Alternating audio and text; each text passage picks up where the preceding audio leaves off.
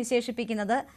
Communist ഭ്രാന്തൻ എന്ന് Trump അദ്ദേഹത്തെ ആക്ഷേപിക്കുമ്പോൾ പോലും അതിന് മറുപടി പറയുന്നത് താൻ ഒരു ഡെമോക്രാറ്റിക് സോഷ്യലിസ്റ്റ് ആണ് എന്ന് പറഞ്ഞുകൊണ്ടാണ്. ഇവിടെ കമ്മ്യൂണിസ്റ്റുകൾ ആ രീതിയിൽ ഒരു വിജയമായി ആഘോഷിക്കുന്നുണ്ട്. അതോടൊപ്പം തന്നെ മറുഭാഗത്ത് ഒരു ഇന്ത്യൻ വംശജൻ ഒരു തെരഞ്ഞെടുപ്പിൽ വിജയിക്കുമ്പോൾ ഇതിനു മുൻപ് അത്തരം ഇന്ത്യൻ വംശജരുടെ വിജയം ആഘോഷിച്ചതുപോലെ അതിനെ ഉൾക്കൊള്ളാൻ കഴിയാതെ മാറി നിൽക്കുന്ന ഒരു വിഭാഗവും ഉണ്ട് എന്ന കാര്യത്തിൽ യാതൊരു സംശയമില്ല. Shri M S Venugopal,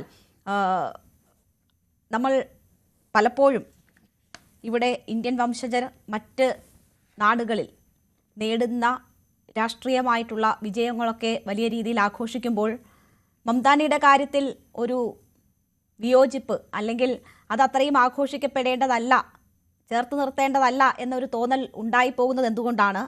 Islamophobic ആയിട്ടുള്ള ട്രംപിനെതിരെയൊക്കെ വളരെ ശക്തമായിട്ടുള്ള നിലപാട് സ്വീകരിച്ചു വന്നിട്ടുള്ള വ്യക്തിയാണ് മംദാനി. അത് പലസ്തീൻ വിഷയത്തിൽ ഉൾപ്പെടെ ശക്തമായ നിലപാടുകൾ പലപ്പോഴും പറഞ്ഞിട്ടുള്ള വ്യക്തിയാണ്. ഈ പറയുന്നത് പോലെ ജനങ്ങൾക്കൊപ്പം ജനങ്ങളുടെ ക്ഷേമം, വെൽഫെയർ പൊളിറ്റിക്സ് പറയുന്ന ഒരു വ്യക്തിയാണ്. അപ്പോൾ എന്തൊക്കെ ഘടകങ്ങളാണ് മംദാനിയെ ഇന്ത്യൻ വംശജനായിട്ട് പോലും അദ്ദേഹത്തിൻ്റെ വിജയം ഈ രീതിയിൽ ആഘോഷിക്കേണ്ടതില്ല എന്ന രീതിയിൽ അല്ലെങ്കിൽ അങ്ങനെ ഒരു തോന്നൽ നമുക്കിടയിൽ ഉണ്ടാക്കുന്നത് എന്തുകൊണ്ടാണ്? നമുക്കിടയിൽ എന്ന് പറയുമ്പോൾ ഇവിടുത്തെ പറഞ്ഞോളൂ. അതിന്റെ പ്രധാന കാരണം എന്ന് പറയുന്നത് ഇന്ത്യക്കാർ ലോകത്ത് എവിടെയുണ്ടോ അവരെല്ലാം വളരെയധികം സ്നേഹിക്കുകയും ബഹുമാനിക്കുകയും ചെയ്യുന്ന ആളാണ് നരേന്ദ്രമോദി. ആ നരേന്ദ്രമോദിയെ മംദാനി വിളിക്കുന്നത് വാർ ക്രിമിനൽ എന്നാണ്. അത് വളരെ ശക്തമായ ഭാഷയായിപ്പോയി. അത് ഒരിക്കലും അത്തരത്തിൽ ഒരു അഭിസംബോധന പാടില്ലായിരുന്നു എന്ന് വിശ്വസിക്കുന്ന ഒരുപാട് ഇന്ത്യൻസ് അവിടെ ഉണ്ട് എന്നുള്ളതാണ് ഞാൻ മനസ്സിലാക്കിയിട്ടുള്ളത്. അപ്പൊ അവരെയൊക്കെ നോവിക്കുന്ന വിധത്തിലുള്ള ഒരു പ്രസ്താവനയായിപ്പോയി. അതുപോലെ തന്നെ ഈ നേരത്തെ സജിമോൻ പറഞ്ഞ പോലെ ഗുജറാത്ത് കലാപം അടക്കം ഉള്ള കാര്യങ്ങൾ അദ്ദേഹം ഓവർ എംഫസൈസ് ചെയ്ത് പറയാറുണ്ട്.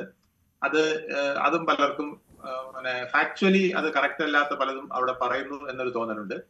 അതുപോലെ നരേന്ദ്രമോദിയെ നെതന്യാഹുവിനെ പോലെ വാർ ക്രിമിനൽ ആണ് എന്ന് പലപ്പോഴും അദ്ദേഹം സൂചിപ്പിച്ചിട്ടുണ്ട്.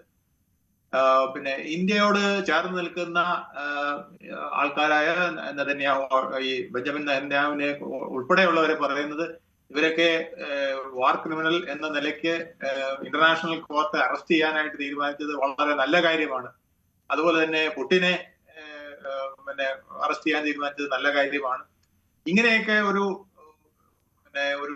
റേസിസ്റ്റിന്റെ മോഡലിലൊക്കെ ചില സന്ദർഭങ്ങളിൽ സംസാരിക്കുന്നതായിരിക്കാം ഒരുപക്ഷെ ഈ ഇന്ത്യൻ വംശജർക്ക് വളരെയധികം വേദന ഉണ്ടാക്കിയിട്ടുള്ളത്. അത് തന്നെയായിരിക്കും ഒരുപക്ഷെ അദ്ദേഹത്തിന്റെ ഈ പോപ്പുലാരിറ്റിക്ക് ഇടയിലും പലർക്കും അങ്ങ് പൂർണ്ണമായിട്ടും ഒരു ഇന്ത്യൻ വംശജൻ എന്ന നിലയിൽ ആഘോഷിക്കുവാനായിട്ട് ഒരു പക്ഷേ ഋഷി സുനകിനെയൊക്കെ ആഘോഷിച്ചതുപോലെ ഉൾക്കൊള്ളാൻ പറ്റാത്തത്.